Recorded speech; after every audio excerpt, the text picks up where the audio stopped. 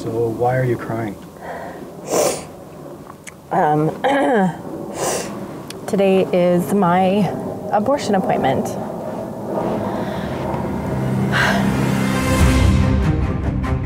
We believe that any woman should have the right to ask for a termination of pregnancy within the first 3 months of pregnancy. In 1969, he walked away from a lucrative private practice as a family doctor and began performing illegal abortions in Montreal. Canada is the only democracy in the entire world that has no protections whatsoever for preborn children. There's absolutely no laws around what happens to the life of that fetus. And when I talked with pro-choice individuals, they actually are appalled to learn that there are no laws that protect the fetus at all. You know, when I talk to Canadians, first of all, a lot of Canadians don't even know that there are no laws on abortion in Canada. People will argue with me about that. I try not to argue, but people will argue and say, no, that's not even true. And I just say, well, just look it up on Wikipedia. It's like the first sentence, I think, in Wikipedia when you Google abortion in Canada. Prior to 1969, the law forbade abortion in Canada. But in 1969, as actually part of an omnibus bill. Unfortunately, abortion became a political football, if you will, when Pierre Trudeau decided to make it legal. He introduced legislation that would move abortion from being illegal to a regulated procedure. He brought in therapeutic abortion committees into hospitals and whatnot. There were exceptions like crazy, like the life and health of the mother and deformed children and everything like that. All these exceptions, and they carry on until today. If you harmed a child in the womb before or during birth so that it died, it was defined as homicide. And what they did was add 5 little words to the end of that, after becoming a human being. And so that extra 5 words said that the baby then had to be completely outside of the womb in order to be a human being. Catholic priests were told by their bishops to shut up about the issue, that they were taking care of it. And in fact, they weren't. They caved into promises by politicians that, oh, everything's going to be all right. And it wasn't. The Criminal Code Bill. At last, it's through the House of Commons. After one of the greatest marathon debates in recent years, the bill was finally passed late this afternoon by a vote of 149 to 55. But there were certain people who weren't happy with the regulation that was brought into place, and they were consistently challenging that. One of the persons was Dr. Henry Morgentaler, who was constantly breaking the existing law and then fighting the law through the court process. And it took him all the way to the Supreme Court. It's the safe medical abortion so that their lives, their health, their fertility, and their dignity be protected.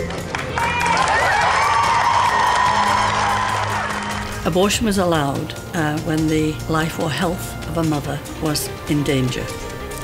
That was supposed to be the safeguard. However, health was never defined.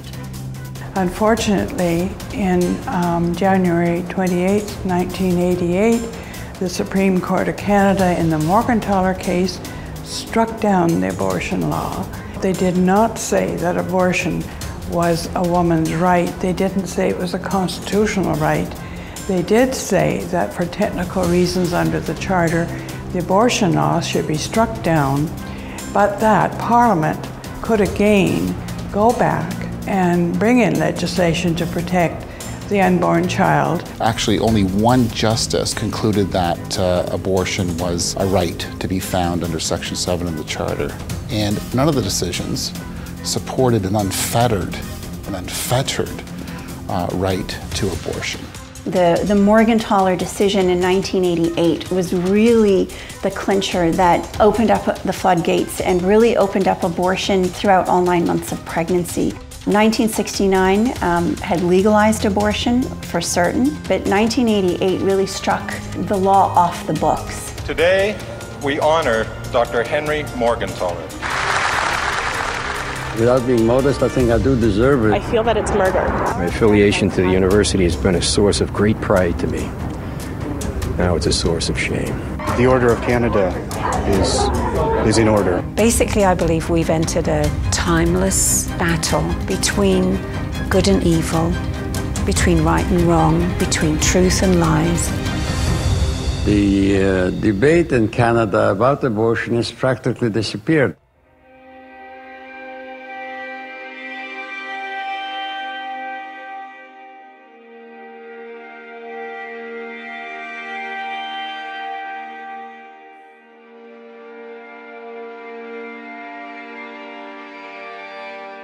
James and I started dating a year ago, and because of the economy, we decided to move in together, you know, just to save money. I mean, I should have known what would happen. I was late, so I finally took a pregnancy test, and it said to wait a few minutes for the results, but I mean, within seconds it turned positive, and my life turned upside down. I have a bucket list like everyone else.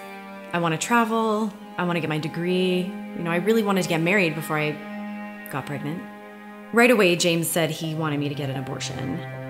And I never thought I'd do anything like that, but I'm scared. I haven't even told my mom yet. I don't know what I'm gonna do.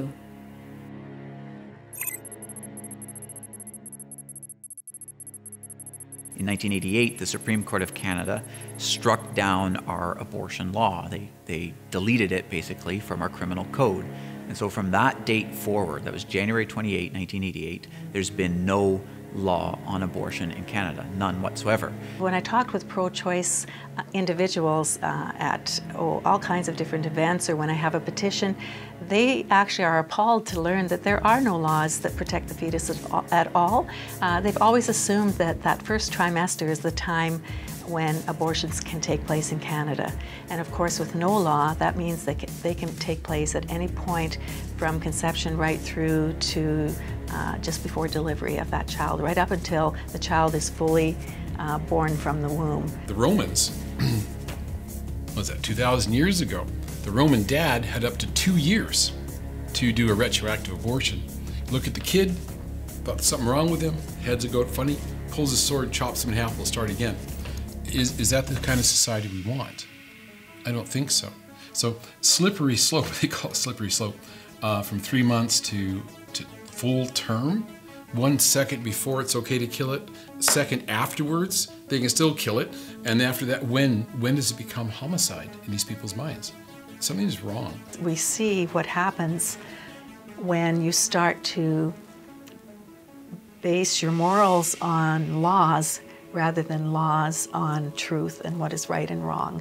So I think in that way, our whole society is being hurt because we're making decisions now without any kind of a plumb line of absolutes. If you don't have any absolutes, you have chaos. You know, with abortion having been legal for so long now without restriction, we're finding more and more on campus that the pro-choice position is the default position. If you ask someone what they think about abortion today on a university campus, more often than not, they'll say, I don't know what I really think, I'm pro-choice. Laws are important because they statistically decrease the number of abortions, and the best way to see that that's the case is in the States. You know, when the American pro-life movement first was created, they really wanted to push a human life amendment, which would have basically overturned Roe versus Wade. And they tried for multiple years and they weren't getting anywhere. So they started to change their strategy. And they started to focus on passing small incremental pieces of legislation state by state.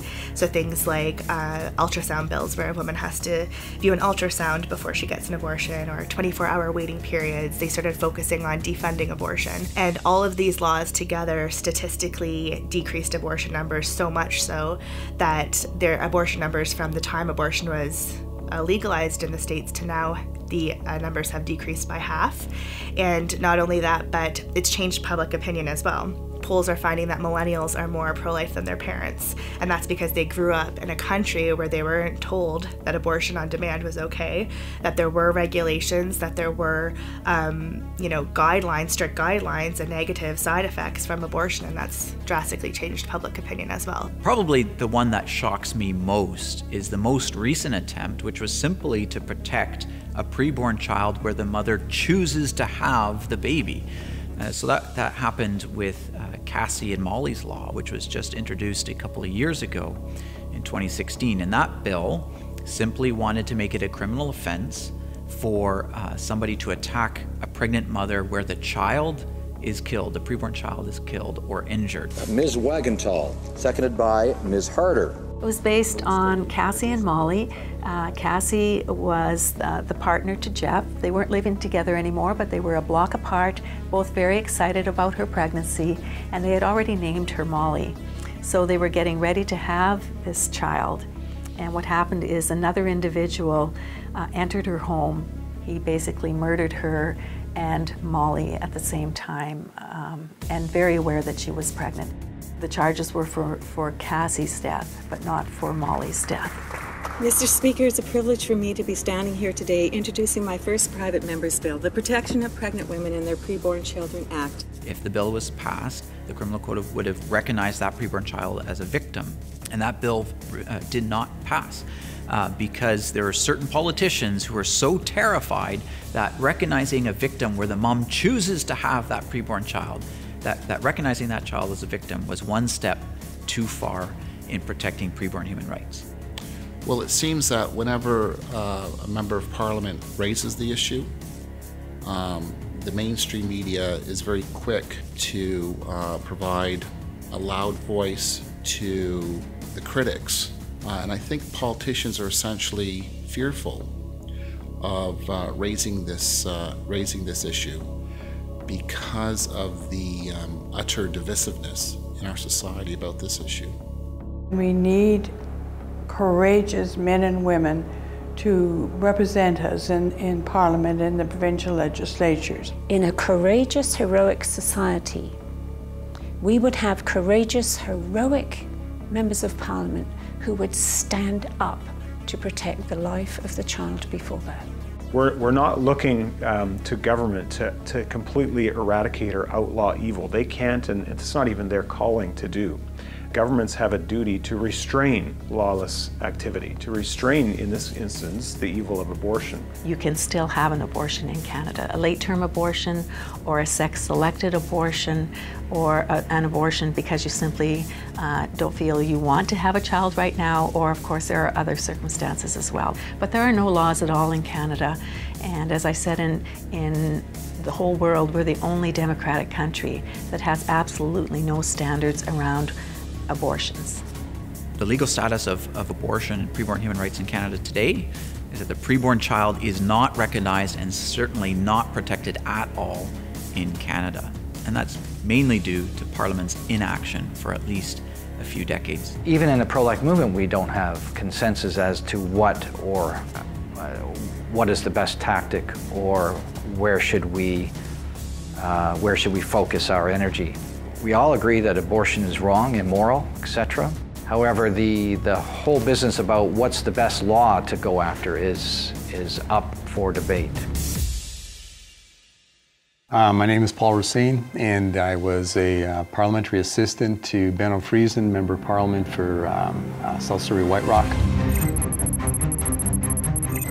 We got thrust into the abortion debate back in 1988. And it was during that period of time that my Member of Parliament that I was working for, Benno Friesen, was asked by the Prime Minister to do something that the Prime Minister himself realized was going to be an unbelievable challenge. He told Benno that he was going to be pairing him with Lise Bourgault, who would be the pro-choice chair. And so they would co-chair this committee together. And between the two of them, they would have to come up with what would honestly be a compromised position on both sides, both the pro-life and the pro-choice. He also told Benno, which was kind of fascinating at the time, he said to him, "Benno, I just need you to know something. From my perspective, this is the last chance Parliament will have on this issue." And the interesting thing about it was the Prime Minister was right. It was the last chance for us to be able to have a viable piece of legislation put forward. Yeah, the debate at the time, especially among the pro-life movement, it's very interesting to see that the pro-life movement was not of one accord when it came to supporting that bill.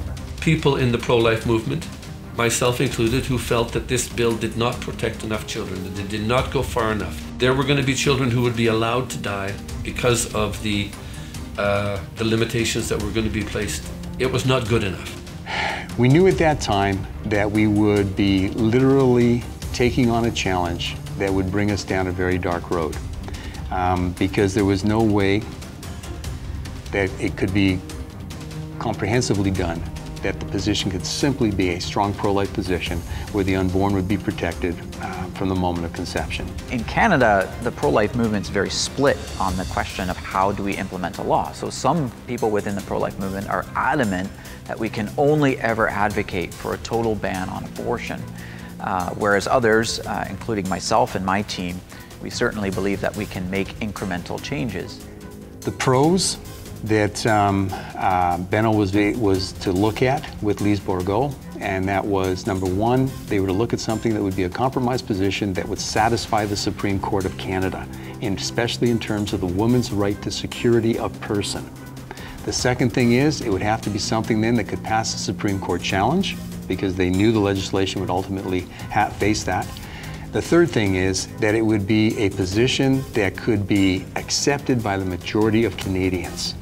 We came up with a bill that actually passed caucus approval and was introduced by the Minister of Justice called Bill C-43. Bill C-43 was the pro-life bill, allegedly pro-life bill, brought in by Prime Minister Mulroney with his highly feminist Minister of Justice, Kim Campbell.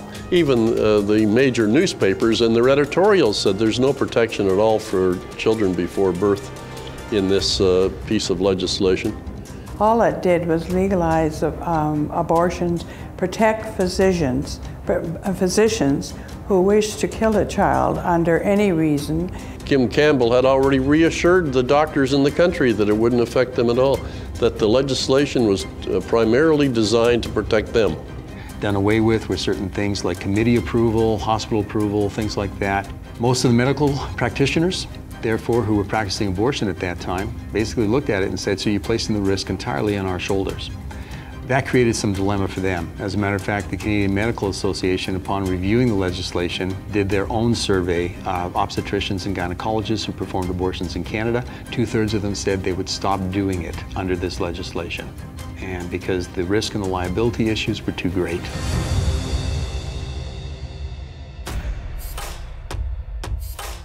It was during its time in committee when people were free to be able to appear as witnesses. This was one of the requests that my boss had made very specifically to the Prime Minister. It was during this period of time that a number of the pro-life groups in Canada decided that they were simply going to lobby against the bill because it basically had compromised in their minds. Even when you've got a good piece of legislation, it went off to the committee, the lawyers in Ottawa, that would then formulate the right terminology, and what would come back was frequently not the same. It had been disemboweled. And it gave no protection, none, not a scintilla of protection for the child in the womb. It was filled with conditions, so it really wasn't something we supported, because basically you could drive a truck through it in terms of the number of the size of the loophole that would allow abortions in many cases. The toughest thing for my Member of Parliament, for Benno, and for myself was the amount of unbelievable antagonism and hatred that came from the pro-life groups in Canada, the main pro-life groups in Canada. They actively campaigned against the bill, but then as a result also actively campaigned against any Member of Parliament that would support the bill, especially those who were Christians. And there were so many doubts that we said, it's not good enough. So a lot of people did pressure MPs to vote against it. That Bill C-43 was a dreadful, dreadful piece of legislation. And it was that awkward combination of the pro-life, certain pro-lifers and certain pro-abortion people lobbying to defeat this bill, which I think contributed to its ultimate demise. The toughest thing for us at this period of time was the number of Christians who wrote to us and basically condemned us. Condemned us for supporting the bill, condemned us for designing the bill, condemned us for the fact that we wanted to see this bill passed and put into the criminal code. The amount of hatred that they expressed to us was unreal. We had Christians literally writing us from across the country, telling us that we would one day appear before God and be condemned to hell. The disagreements over that legislation caused a lot of people to leave the pro-life movement entirely. A lot of people dropped out of the movement and never came back. There's actually been a whole master's thesis written just on the division in the pro-life movement during that period. They said it was an all or nothing thing.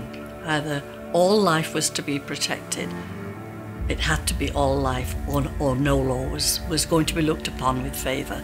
But I stood and watched, the heroes of this movement just get out there and say, no, that isn't good enough. And people were saying, well, isn't it reasonable to take a first little step here and then it'll grow? It hasn't done that across the world. It's just led to something worse and worse and worse. And at that time, I must admit, I believed that too, that's what we're aiming for, that all life is protected, that all life is precious. Emotions were running so high, it was just difficult for a lot of people to get over that, regardless of which side they were on. There was a lot of hard feelings on both sides about that specific event. January 31st, 1990. I sat in the Senate and was there to be able to watch the vote that would take place in the Senate to decide if this bill would move forward for royal assent. The positive thing about the bill, if it had happened, is it would have enshrined the fact that abortion is wrong in the criminal code. It would have been a prophetic message for all Canadians to be able to realize that in Canada, abortion is still considered wrong. I watched the vote take place that day. Sitting down in front of me, literally 3 rows in front of me, to my left were 3 people, 3 women that I recognized from the pro-life groups. Literally 3 or 4 seats away from them, in the same row, were 3 people from the pro-choice group. And I recognized them as well. I knew who they were.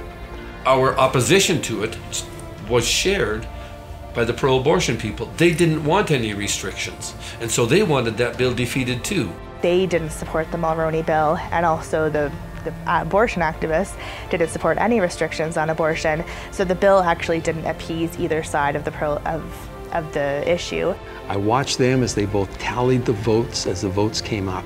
The votes were tied at 43-43. The speaker then stood up, unsure what to do. The clerk then came, and I could tell by the way he was informing the speaker that the speaker wouldn't have to give a vote, which I think the speaker was not prepared to do. But instead he informed him that within the Senate a tie vote was considered a loss. And the speaker simply announced the bill defeated. I will never forget that both sets of women, the pro-life group, the pro-choice group, jumped to their feet and cheered. I cannot understand that to this day. But for the pro-life movement to say and act in a way against our principle of life, which is every life is sacred. Because that's what we have to do if we support a gestational legislation. We have to step off that principle. Maybe only for a while, but we have to step off it. Now, I can't say exactly how I would have, what side I would have fallen at that time, because I think it's different for me now, 30 years later, than it would have been immediately following the striking down of the existing abortion regulations in that 1988 decision. I was glad Bill C-43 got defeated. We tried our very best. And we were not sorry to see it go down. But what we thought at that time was that the government would bring in another piece, more solid piece of legislation. But unfortunately, that has not happened. There have been backbencher bills by private members, but there's never been an official government bill by the Prime Minister and cabinet ministers that have been put forward since then. Abortions went from 72,000 to over 100,000 a year. If this legislation had passed, abortions would have gone down, according to the CMA and other legal experts in Canada, from 72,000 to around 25,000 a year. Sadly, and hopefully I'll be forgiven for my advocacy in this, but when you have no protection and you want full protection, you have to meet somewhere in the middle and start somewhere, that we save some children. And that's ultimately the belief that I've come to. I'm of the mind that we should have a law that says some children can't be killed. And so when I look back at history, when I look back at the last almost 30 years, that is my greatest depth of sadness, my greatest depth of hurt that I still feel to this day. That this bill was not defeated by the pro-choice. This bill was defeated by the pro-life groups.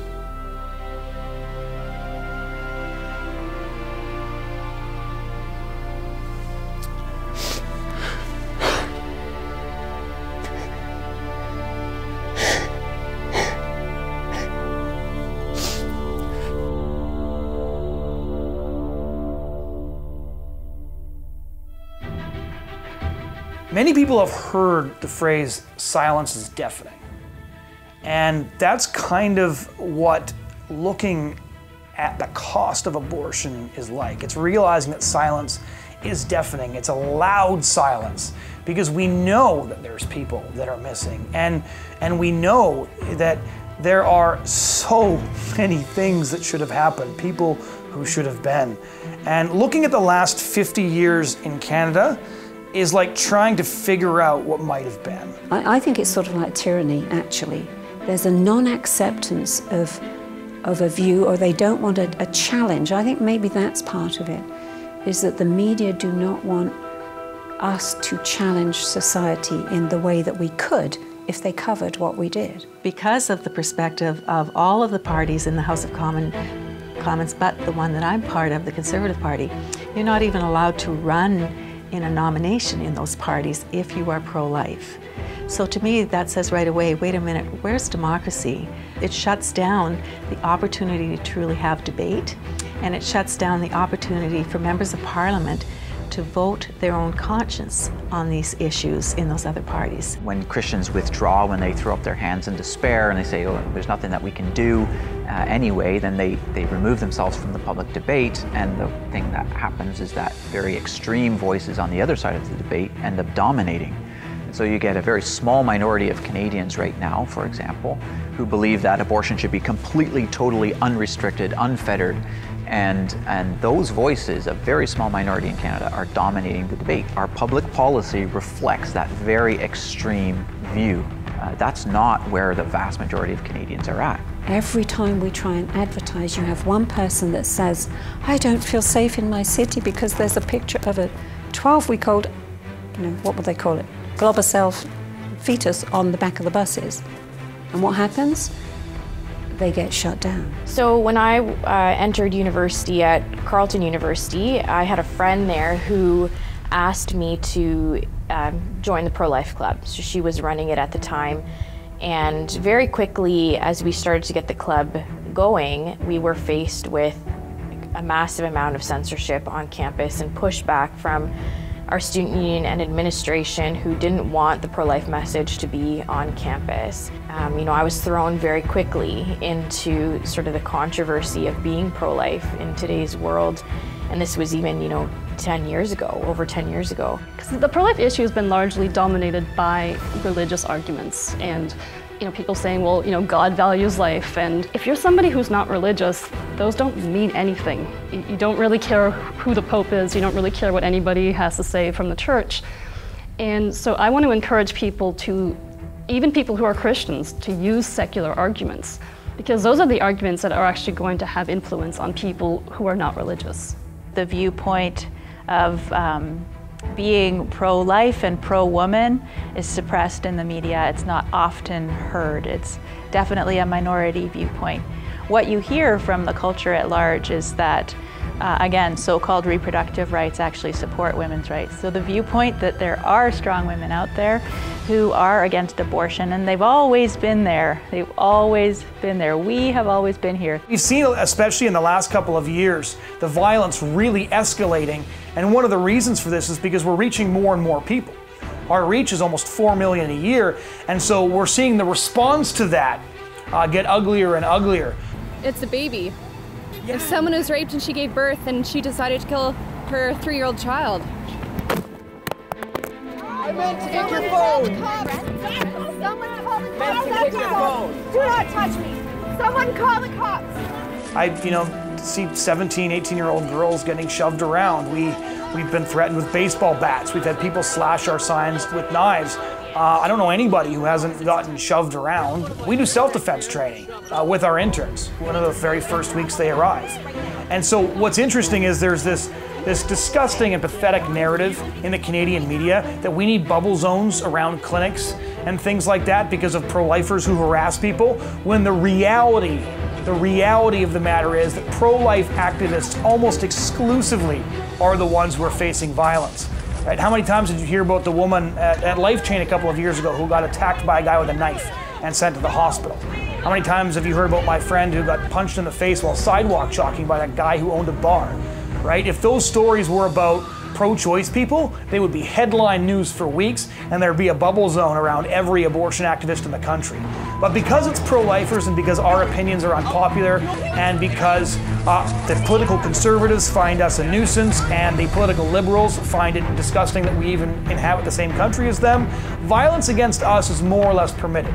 And it's also true that abortion activists often take their core ideology to its logical extent, which is that they can react with violence to people they find inconvenient. It's the core message of the abortion ideology, and they often treat pro-life activists the same way.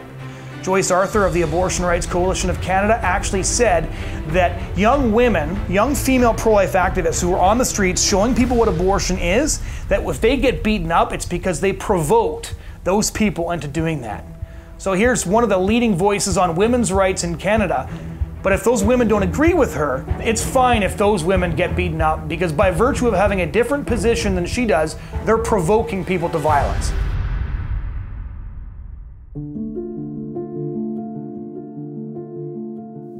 When she came out of the room from the procedure, it just felt dark. It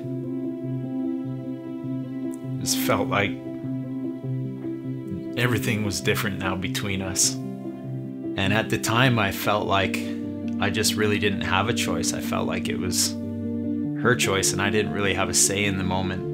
I was kind of lost and nowhere to go, so I just felt the best thing that I could do was support her in whatever decision she made. It's horrible what it does to men. They've lost their sense of manliness. And of course, what you're saying, well, men are not responsible. Do you know why they're not responsible? Because they have no legal say in what happens to this child. I was not in a good place, and I had, like I said, I had tried everything I could to convince her to keep this child, and I even talked to a lawyer, and the lawyer informed me that in Canada, the man has absolutely no right at all to stop the abortion, to care for her, for his own child. And this thing that the courts have done now, which is replicated in almost every country I know, that only women have the right to determine whether that child lives or dies, has so hurt manhood, made them so cringe, so desperately wanting not to take responsibility. If the woman comes up and says, my dear, we are pregnant, what's he going to say? I'll tell you what he's going to say. He's going to say, it isn't my decision, you make the decision. And so she's angry at him, and he's angry at her, and the distance between men and women, mutual respect, is growing larger and larger all the time. I asked her over and over, please don't kill the baby. Just give me 6 months to go get rehabilitated, get back on my feet, and I will come back and we will be together and we'll have this baby. Apparently she aborted the baby. It was devastating. It truly was. I had no voice, no say, even though it was my child. This was kind of the catalyst that pushed me over the edge. About 3 to 4 months after that happened, I attempted to commit suicide. We were driving down a freeway, probably doing about 110K in the car, and I just heard a voice say, end it. Just jump out of the car. I jumped, and the friend next to me, even in his drunken state, I obviously think it was God's intervention, reached out and grabbed my collar and pulled me back in the car. Have you ever seen a man pleading for his baby's life? I've seen that. It's horrible what it does to men.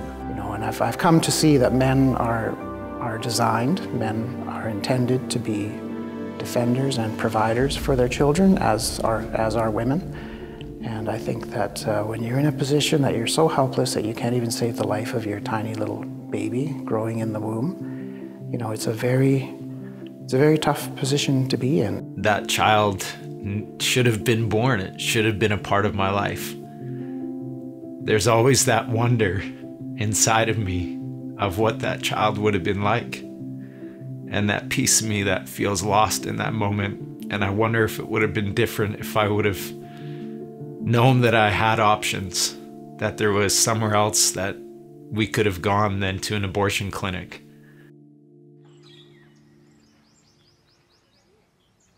Hey baby, the crew is here. When are you gonna be home? But you said you'd do it. No, don't say that. We still have to talk about it. This is your baby too. I'm scared and I need you. Don't say that. I can't do this alone. Stop. Hello? Hello? They are pro-abortion, so they only want that side to come out. They don't want the stories of regret to be heard. They don't want, we don't even have the stats on how many abortions are happening here in Canada.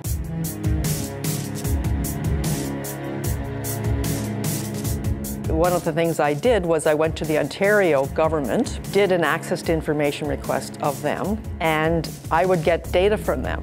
A couple of the problems with it was there was no abortions reported that were done in doctors' offices. As well as that, abortion data from clinics was underreported because many clinics don't report because it's not mandatory that they have to report. The abortion rate was actually about 50% higher than officially reported. Now that's just for Ontario, and in fact, it would be really a good thing for people to do access to information requests all across the country, because if it holds true for Ontario that 50% underreported, chances are the whole country is being underreported.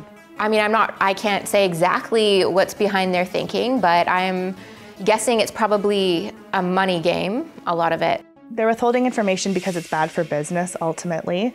The abortion industry, even though it's different from the States, it's still a very lucrative business. In fact, when protesters have stood outside abortion clinics, inside the bubble zones, sometimes what they're charged with is interfering with the business. This might sound very sinister, but even in the abortion industry, you see organizations like Options for Sexual Health putting out a lot of information that would encourage sexual activity among young teens who will ultimately end up getting pregnant and therefore going to them for their abortions. There's money to be made in abortion services, there's money to be made in STD services, and there's money to be made in IVF services. When the abortion lobby, especially in Canada, pushes this propaganda that abortion helps women, they're doing women the greatest disservice in the history of women's rights. Yeah, a lot of people don't realize that the early feminists, many of them rejected abortion. Susan B. Anthony and Elizabeth Cady Stanton rejected abortion on the grounds that it was child killing. And if you look in The Revolution, which was a magazine that Susan B. Anthony and Elizabeth Cady Stanton put out, they referred to the killing of children before or after birth as a huge tragedy in the lives of women, as a sign that society had abandoned women. And Elizabeth Cady Stanton said that the solution to this child killing was the complete enfranchisement and elevation of women. It's funny that today society talks about abortion as being the solution to the freedom of women, when really the early feminists looked at the enfranchisement and elevation of women as the solution to abortion. One woman was going to take the life of her child because she had to go on maternity leave, and that would take $800 of her money away. She was going to kill her baby because she couldn't see where she could get that $800 from. I don't know if I've ever really met a person who wanted an abortion. I've met people who wanted out of a crisis. We've bought into the idea that it is a solution. We interviewed over 100 women. Every single one of them said that they regretted the abortion and would not do it again, and would counsel other women not to have abortions. There was a feminist writer called Frederica Matthews Green who said that women don't want abortion like they want an ice cream cone or a Porsche. They want an abortion like an animal caught in a trap wants to gnaw off its own leg to escape. And as a society, I feel like what we're doing is we are handing women a nice, sterile, clean knife with which to cut off their leg and escape. when what we really should be doing is saying, how can we actually open this trap? And so when we're talking about these people in difficult circumstances who have nowhere to go, and they say abortion should be a choice, they're really just saying abortion should be the answer. They're saying you in your hard situation, all we can do for you is dismember, decapitate, and disembowel your child. Abortion is forever. And very few people think about that. When people talk about this as just another healthcare choice, I wish they would talk to the women who regret their abortion, because it's just not the same at all. A woman stopped and said, "I've had 12 abortions," or something like that. "My doctor said this was only a blob of tissue or a collection of cells. He didn't tell me that the baby was all there." Nowadays, it's much the same. Keep people in the dark about what the truth is, and you can get away with darn near everything. When do you think the average human baby begins to learn? The answer is from the first detectable heartbeat. So you take a pregnant lady, you put on the monitor, the heart monitor, and you have a tuning fork, middle C, and you go, bing, put it on her stomach, and you go, and the fetal heartbeat goes, speeds up. And then you go, she gives you a look, right? And you go, bing, put it on her stomach, and you go, it speeds up. And then they basically say, if you do get it, I'll bite your nose off. Don't do it the third time, they will bite you. So you go, bing, put it on there, and the fetal heart rate goes. So what we're seeing is basic conditioning from the first detectable heartbeat. And she said, "I just wanted you to know that I went into the abortion clinic, and as I was preparing me for my abortion, I asked the doctor, does my baby have a heart that's beating?" And the abortionist said, "Don't worry about that. Let's just get you, let's just get this over with. Let's get through with this. Just clear your mind." And then she asked again. And, to the doctor's credit, he said, "Yes, we can detect a fetal heartbeat at this stage." And she said without a word, she just got up, walked out, and decided not to get the abortion. It's enough proof for me to know that women just have no idea what happens during an abortion procedure, especially to their child. And some people will say, well, we don't know when life begins because, when should we value life? When should we really consider it to be alive, when they're not conscious or when they can't feel pain? And I think we need to make it really clear that there's a biological case that is solid. There is no dispute about when a biological human life begins. Every textbook I'd ever studied, whether it was introduction textbooks, they would say that human life starts at conception. They would say in heredity and prenatal development, human life starts at conception.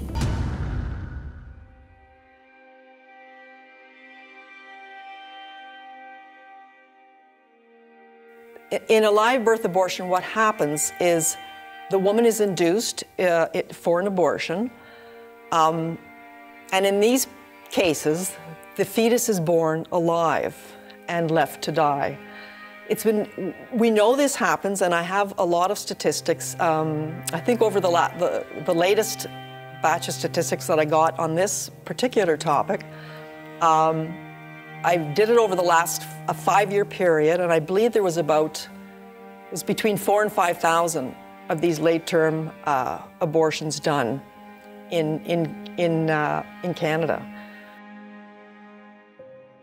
A number of years ago, there was a little baby was born in Vancouver General Hospital.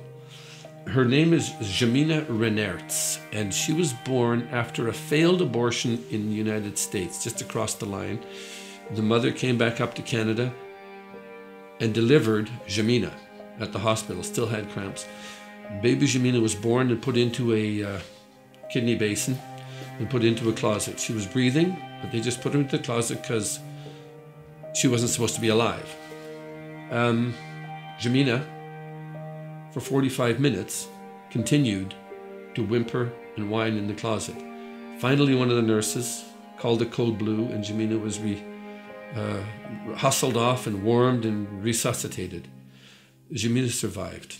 She survived an abortion. Significant physical damages to her. It was determined that there was some serious malpractice had gone on in the Vancouver General Hospital in dealing with Jamina's birth. Jamina suffered her disabilities because of the treatment she received at Vancouver General Hospital. And a court case, Justice Thomas Berger was her lawyer in the final court case. The former leader of the New Democratic Party in British Columbia, trial judge, justice of the Supreme Court took on the case, got a settlement, an out-of-court settlement with Vancouver General Hospital for over $8 million. If abortion is not such a big deal, why are you hiding this information?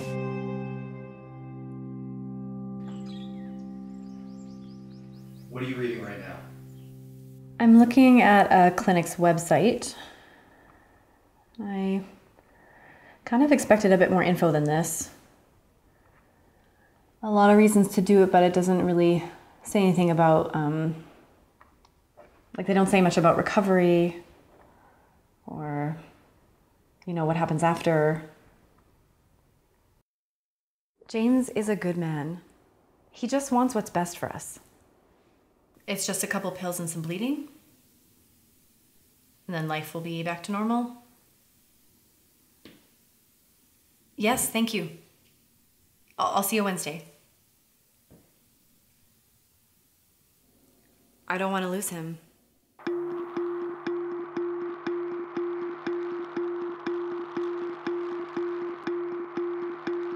There's a real anti-information, anti-intellectualism in our culture that doesn't allow us to really look deeply at the medical facts. Not only the medical facts of prenatal development, but also, like I've said, of women's health and what abortion does to their bodies. I think the missing information that's the most detrimental to women right now is this idea that there are no effects, and thus if you experience negative health effects or if you experience any kind of depression or sadness, then you're the weird one. It's an industry for them. It's a huge industry for them. Women are just not told the truth. I got an infection, I got a damaged cervix, I got a badly scarred uterus, and had all kinds of complications. Over 80% of women suffer serious mental consequences after abortion. These serious consequences being depression, suicidal ideation, in other words, thinking about suicide, and occasionally carrying out the act, because women who have abortions have a significantly higher rate of suicide than women who don't have abortions. Drug abuse, substance abuse, if you like, that is much higher, whether it's alcohol or serious drugs, not just marijuana, but crack, cocaine, and the whole range of serious drugs. I just tried to drink myself to death, lots of drugs, to try and numb the pain.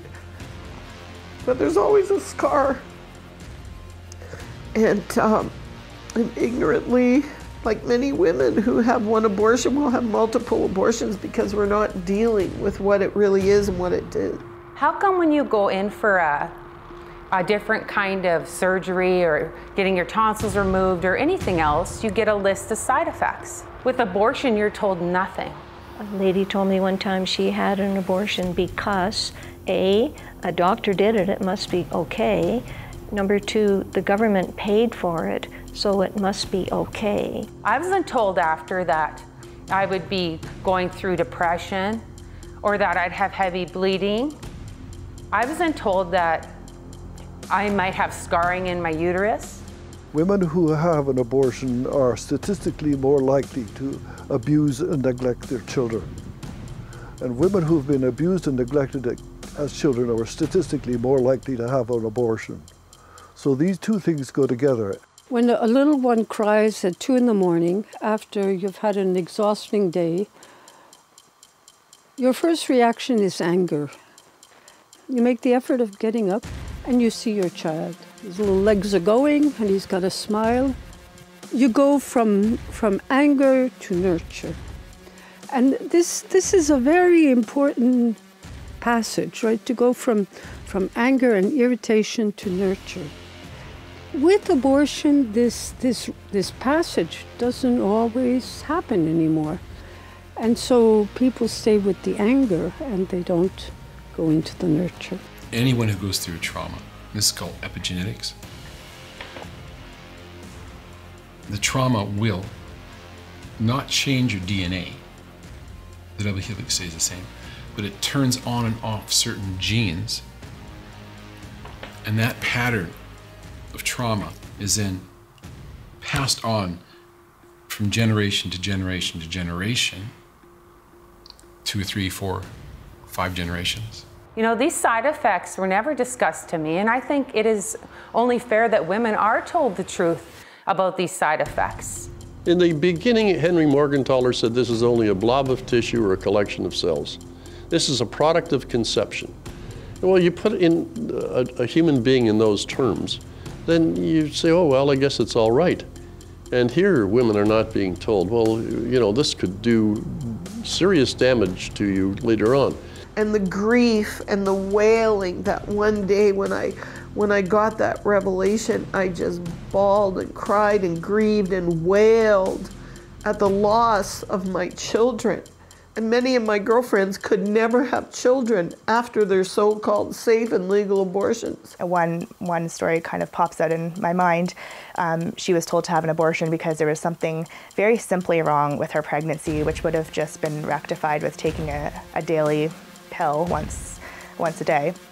And so I offered her to take her to get her a second opinion with a pro-life doctor, and he just prescribed her the pills, and she had a healthy pregnancy. But her original doctor had said, you know, there's something wrong with the pregnancy, you should just get an abortion because it's easier. Now there's a second piece of information that is missing for most women, and that is the connection between abortion and breast cancer. Again, we just had 33 studies from the East that overwhelmingly that abortion is a massive, massive risk factor for breast cancer. When the hormones that produce the ducts within the woman's breast to prepare for lactation, when they're suddenly interrupted, what we have is a situation where cells go bizarre. That's a very layman's way of putting it. 79 different studies from all over the world, the United States, Britain,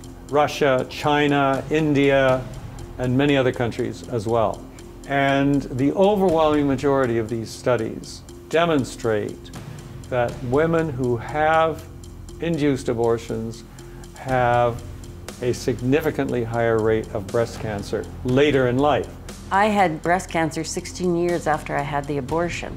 It takes a cancer cell 10 years to form so they can detect it.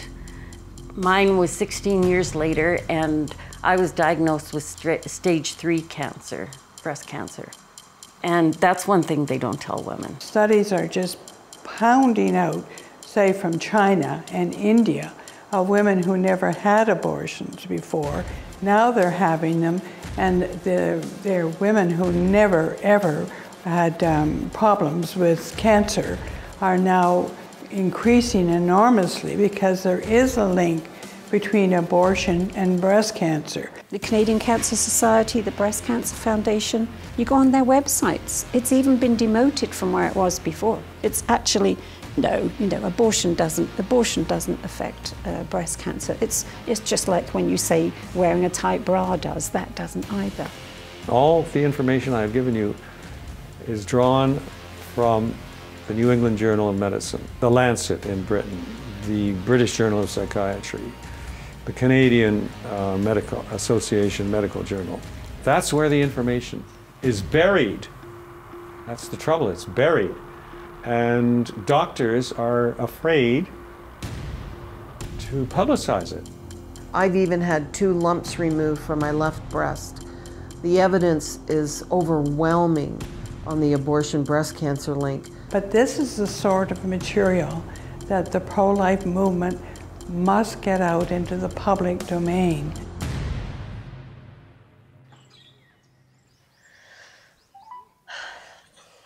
I didn't want to talk to her about it, but I don't know what to do. Hello? Hi, Mom. Oh, hi, sweetie. How are you? I'm good. How are you and Dad? We're good. I have something to tell you. What's going on? Honey? James and I aren't doing well. What? What happened, sweetie? I don't know. Are you okay?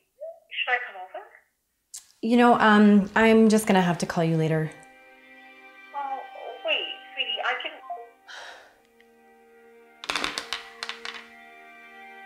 I can't do it. I can't talk to her right now.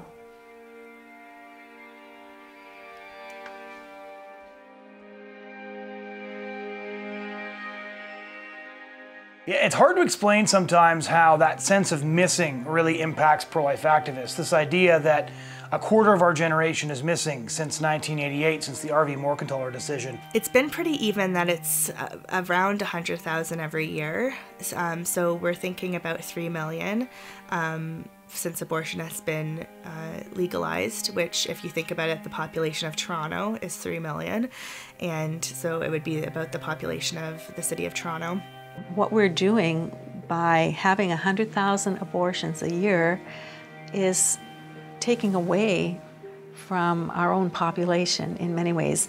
Evan Solomon on one of his shows asked the Minister of Immigration, well, you know, would we need as many immigrants if we just were having larger families? And I tuned into that, and the response of the minister was, we have an aging demographic. Well, yes, but why do we have an aging demographic? You often hear the saying that a nation that kills its own children is fundamentally a nation without a future. But it's even more than that. You look at immigration, our immigration policy is entirely affected by the number of preborn children we've decided to abort, because nations need children to survive. And if you kill your own children, you have to bring them in from somewhere else. So abortion profoundly transforms the way a country discusses immigration. But do you know which country in the whole world has the highest fertility rate? Oh, I bet you wouldn't. Israel. Israel has 3.1. Canada has 1.6. Canada is doomed. And the only way we survive is by importing people. We're a parasite, and we bring the best of people from other countries. And these other countries where population is really important to a lot of them, quite honestly. And when you take away from that middle class and bring them here to be skilled workers, we are hurting those other countries. It was, I think, 2014 when we did our very first ever flag display. 100,000 irrigation flags, pink and blue, planted into lawns. We do them across the country. The very first one we did on Parliament Hill. I knew the driver of one of the cabinet ministers, and they were driving past the flag display, and the cabinet minister said to his driver, what's this all about? And the driver knew, and he said, this is 100,000 flags symbolizing the number of abortions every year. And the cabinet minister said, well, like in the world, or like since when? And the driver said, no, that's every single year in our country. And the cabinet minister did. He commented on how that would make immigration policy easier to come up with if we didn't have this high number of abortions in our country every year. We have to ask ourselves some very disturbing ethical questions. What is the impact on our society if, like Iceland, we eliminate all people with Down syndrome?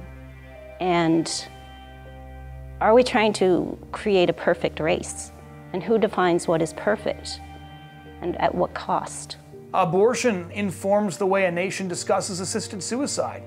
Because when people aren't actually having children, you don't have new taxpayers to pay into the healthcare system that's going to take care of you when you're old, which is why the CBC, during the debate on assisted suicide, literally published an analysis of how much money they would save if assisted suicide was brought in.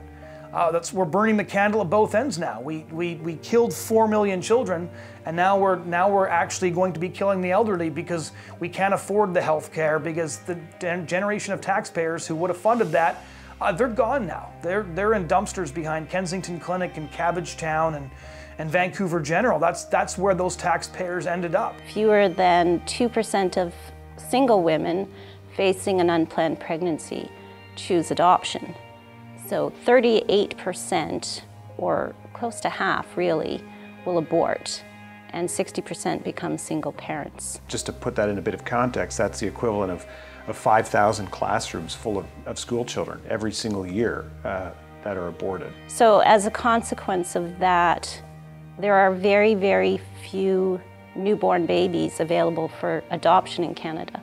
I talked to an adoption licensee, and she said, Anastasia, there are no babies.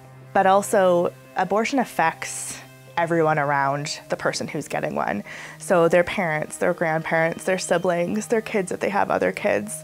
So if you think about it, if there's been 3 million abortions in Canada, just given the fact of our country's population, almost everyone in our country has been affected in some way by this issue. And it hits your mind in funny ways sometimes. I remember the first few years when I was starting out in the pro-life movement, I was working with a whole bunch of guys, and whenever we would be going out after activism, we'd be sitting around and having a beer. If there was 3 of us, we would always first look at each other and say, to the missing member. Because there was just this awareness that there was supposed to be 4 of us, but one of us was missing due to abortion. Still, it's been about 20 years now, and I still have weekly night terrors. Sometimes I dream they're alive.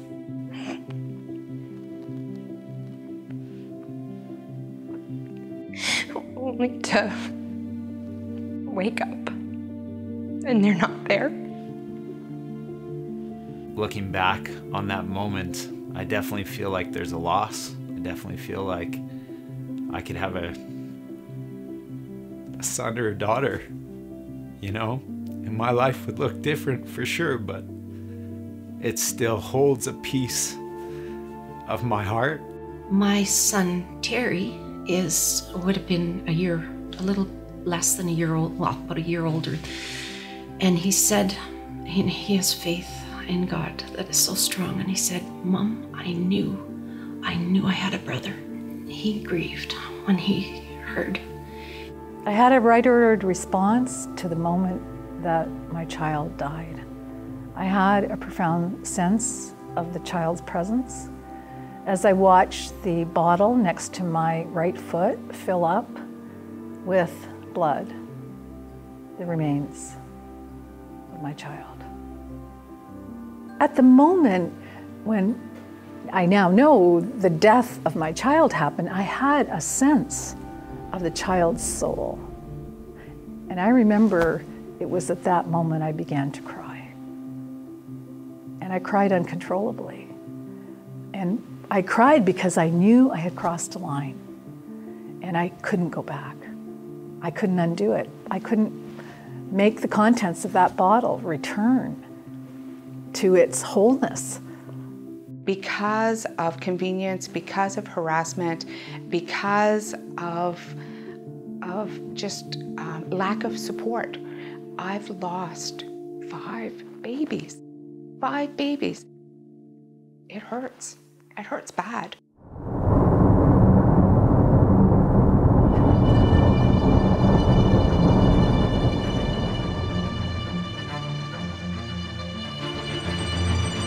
People often forget, they say, why are so many young people getting involved? And one of the reasons initially is because when you tell us the future is going to be terrible, that's our future that you were talking about. And those babies that got aborted, that's a quarter of our generation.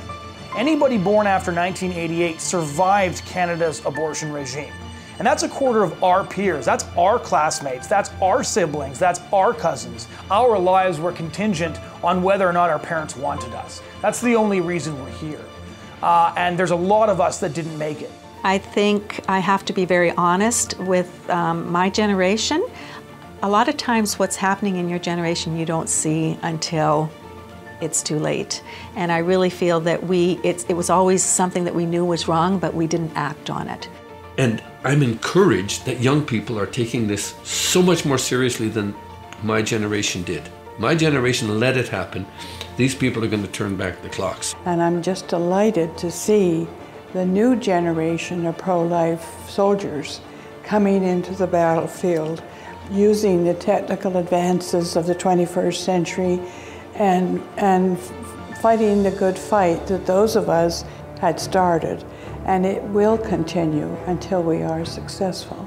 I think that now we're in a new era and we need to be doing some new things, and we are. We're definitely on the ball. We're working together in a way that has never been done before.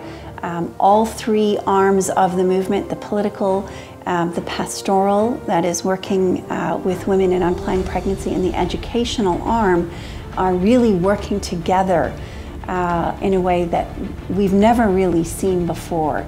And I think that's very hopeful. One of the things that really gives me hope for the next 50 years is the next generation.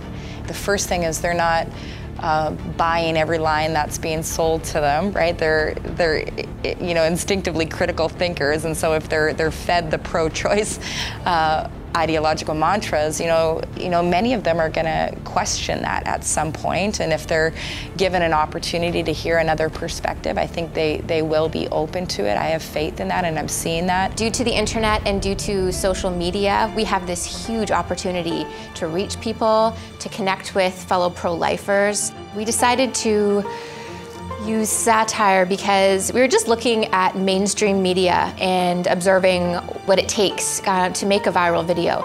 And we noticed, they're short, they're funny, they're catchy, they're colorful, sometimes they're satirical, and that's the route that we took. And so our goal was to create a viral video, and we did it. No human rights, human rights. No human rights, human rights. Makes sense. Thanks, Magical Birth Canal. What's good about our work is that we see the results right away. If there's a very strong pro-life candidate who wants to run for public office, and we do what needs to be done to help get them nominated, to sell memberships, to get pro-lifers to volunteer for them, to door knock, phone call, do those things. And it's amazing to see, in an election year, pro-lifer after pro-lifer getting nominated and building this large coalition of pro-lifers within certain political parties across the country. Thousands of people changed their mind on abortion, and that's not an exaggeration. And I remember one day on campus talking to people, I myself saw more than 20 people change from pro-choice to pro-life. Those were just the people that I talked to, and I was one of 40 volunteers that day. Now imagine if every single pro-life person in Canada, every single pro-life person went out and changed one mind. One mind. Can you imagine the public opinion juggernaut that we would suddenly be facing if we could do that? There has never been a successful social reform movement that succeeded by covering up the injustice.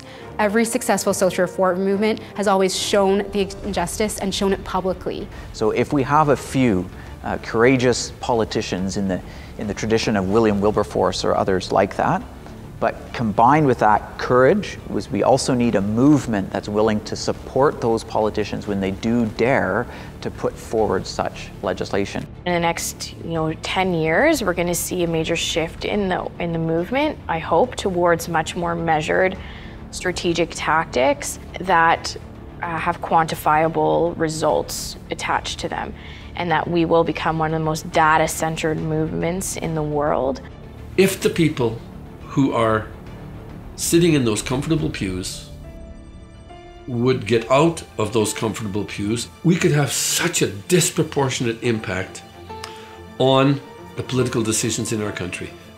100,000 fellow Canadians are dying every single year because they're in their comfortable pews going, "Oh, that's really good, John. I'm glad you guys are doing that," and doing nothing themselves. They have an opportunity. They have a chance to really make a difference. In order to be successful, there will be prices that we need to pay. We will be assigned crosses, and we need to be strong enough within our own bodies and our own spiritual life in order to be able to accept those crosses that come along with doing pro-life work. Get trained to talk about abortion, know the facts, and look around you and say, okay, maybe I'm not going to go stand out in the street like a pro-life activist. Maybe I'm going to go talk to her. I know her. Abortion is not a black and white issue.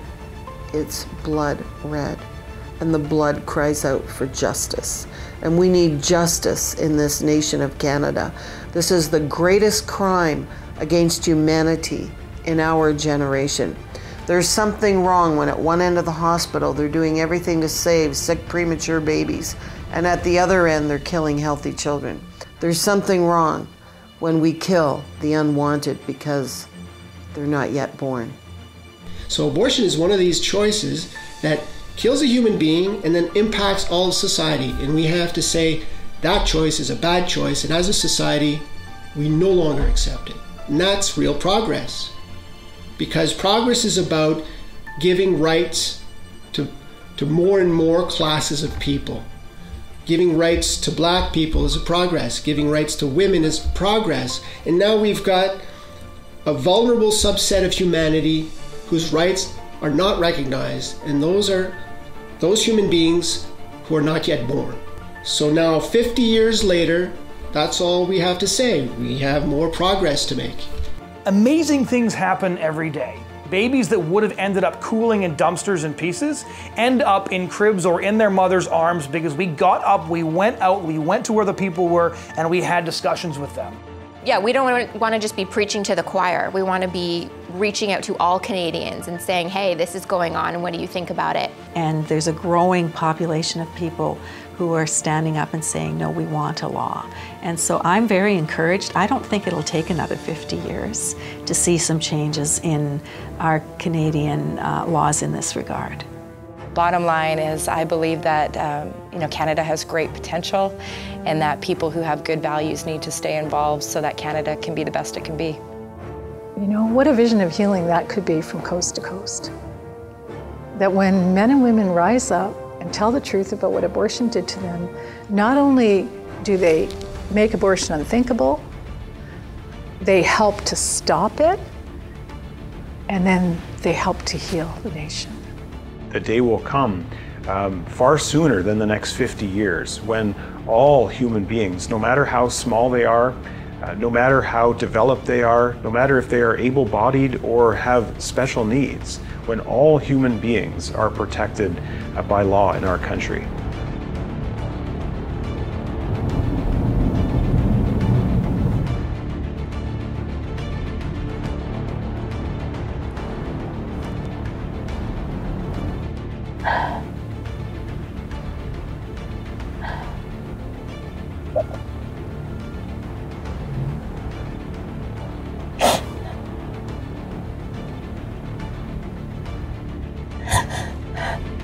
Today is my abortion appointment.